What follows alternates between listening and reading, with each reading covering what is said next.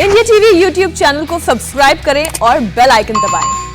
महाराष्ट्र में कोरोना लगातार out of control क्यों होता चला जा रहा है? क्या उद्धव सरकार से हालात संभल नहीं रहे? केंद्रीय मंत्री नितिन गडकरी से इंडिया टीवी संवाददाता योगेंद्र तिवारी ने एक्सक्लूसिव बातचीत की है। ऑक्सीजन क्राइसिस का गडकरी के पास सॉल्यूशन क्या है, ये सुनाएंगे। लेकिन सबसे पहले महाराष्ट्र की पिछले 24 घंटे की कोरोना रिपोर्ट आपको दिखा देते हैं।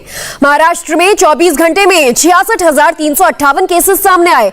इसमें से 895 लोगों की कल एक दिन में मौत हुई। नागपुर में 6,287 नए मामले सामने आए। पुणे की बात करें तो यहां सबसे ज्यादा 9,078 नए कोरोना के मामले महज एक दिन में सामने आए। तो मुंबई में 24 घंटे में 4,014 नए मामले सामने आए।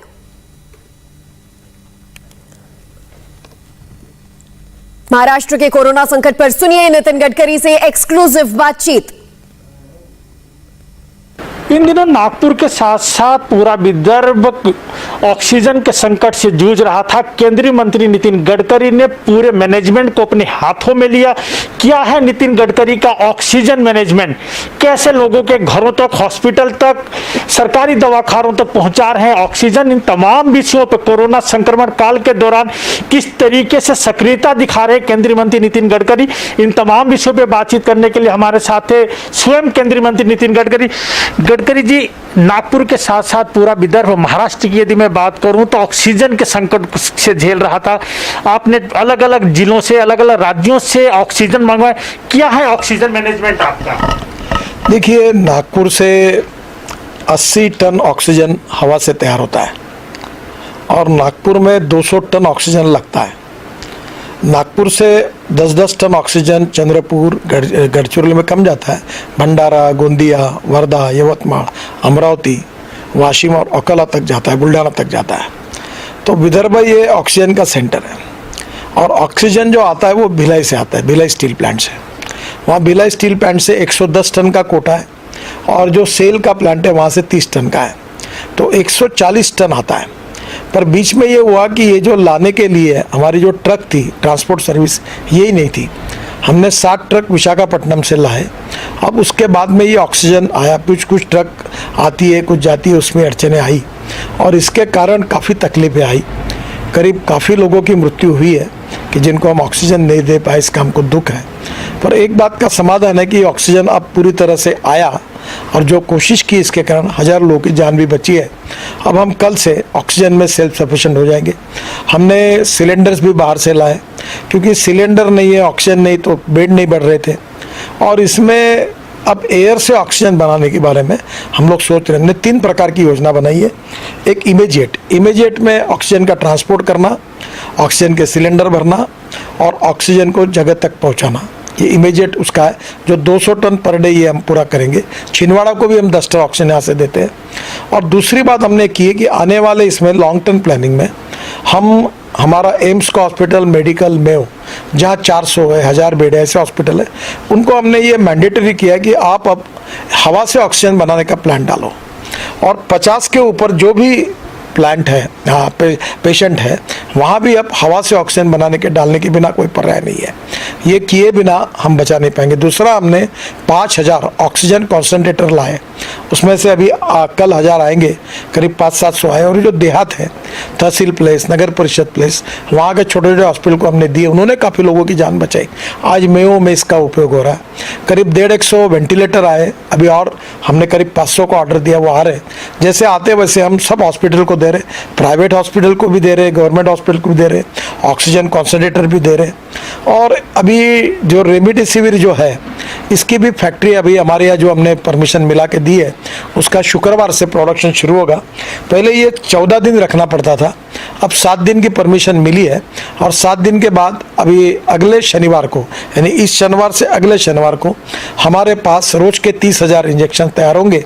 और फिर पहले हम हमारे क्षेत्र में, विदर्भ में, और बाद में महाराष्ट्र में, और फिर देश में जहां आवश्यकता होगी उसके कलेक्टर के द्वारा उसका डिस्ट्रीब्यूशन करेंगे।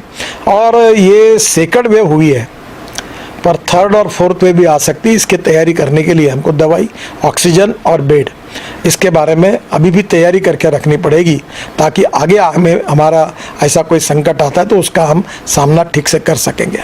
नितिन जी, नागपुर के साथ साथ पूरे भारत में बेड और ऑक्सीजन की कमी देखी गई, तो क्या हमारी तैयारी उस तरीके की नहीं थी?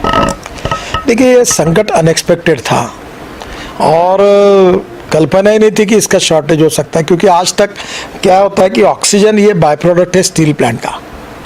तो स्टील प्लांट में आता था, सरप्लस था, काम जमता था, कोई प्रॉब्लम नहीं आई थी। अब यहाँ गड़बड़ क्या हुई है, अभी यहाँ नागपुर में एक हॉस्पिटल में मैं गया, क्योंकि मैं इसके डिटेल में गया, तो एक पेशेंट है, नागपुर के भूतपूर्व कलेक्टर थे आरमुगम करके, तो वो उनकी तबीयत खराब हुई तो वो 20 लीटर पर डे ऑक्सीजन ले रहे हैं। तो कहीं कोई 10 लीटर लेता है, कोई 5 लीटर लेता है।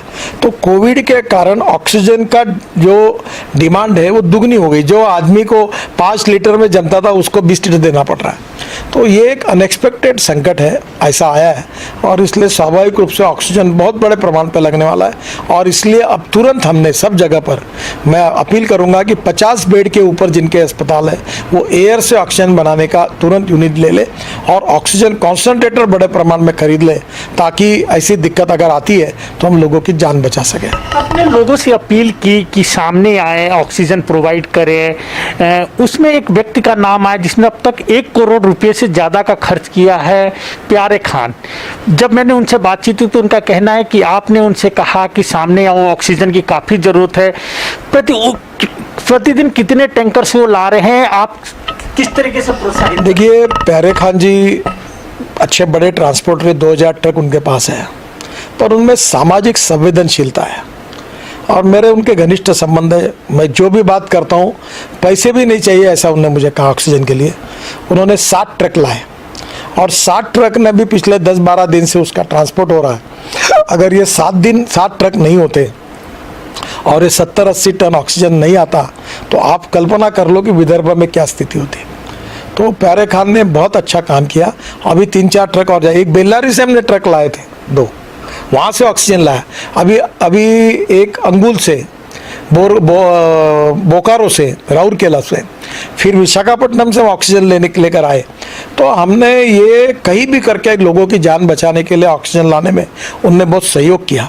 अभी ऑक्सीजन के लिए जो क्रायोजेनिक टैंक, ये कंटेनर, तो उसको ढूंढ रहे थे। एक कंटेनर में 20 टन ऑक्सीजन आता है, उसके सिलेंडर में से 2 कंटेनर 40 टन आता है।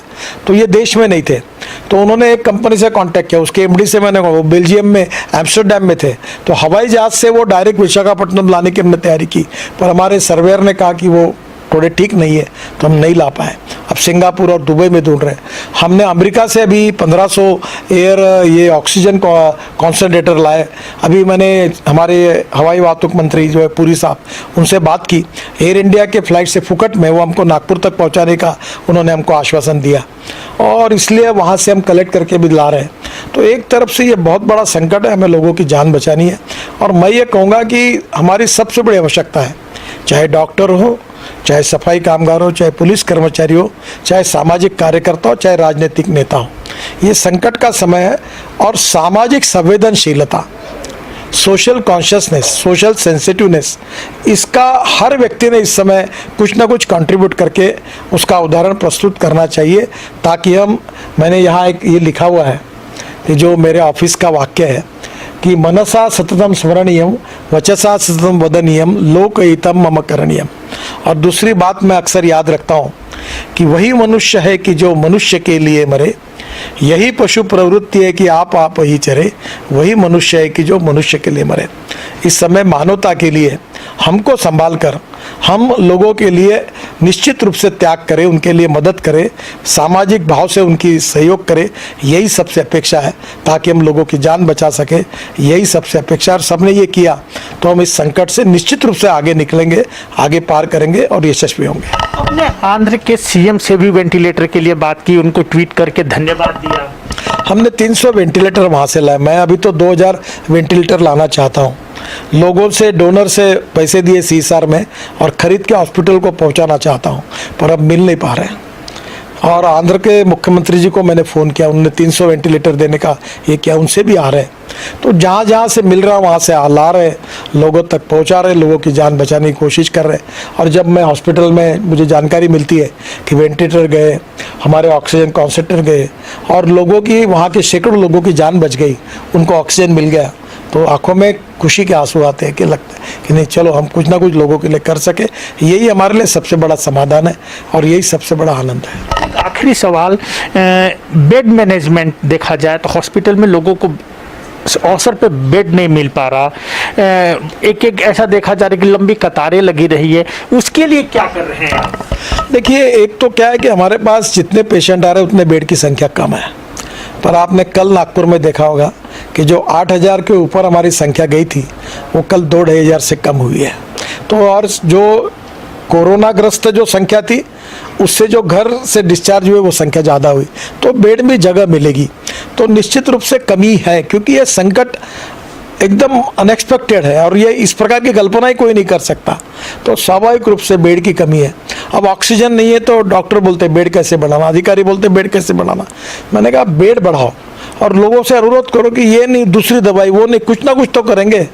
अगर बेड नहीं देंगे तो बेचारा घर में ही तड़प तड़प पे मर जाएगा, तो उसका क्या होगा? उसको कुछ ना कुछ मदद करो।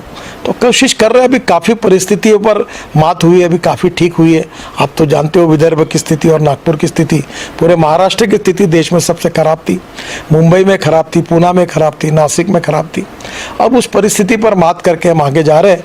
निश्चित रूप से इस समय हम सब लोगों ने जात पंथ धर्म भाषा राजनीति पॉलिटिक्स कुछ न सोचते हुए उससे ऊपर उठकर मानवता के आधार पर सभी लोगों ने इस समय लोगों की सेवा करनी चाहिए और लोगों की जान बचानी चाहिए। यही मैं लोगों से नम्रतापूर्वक अनुरोध करूंगा।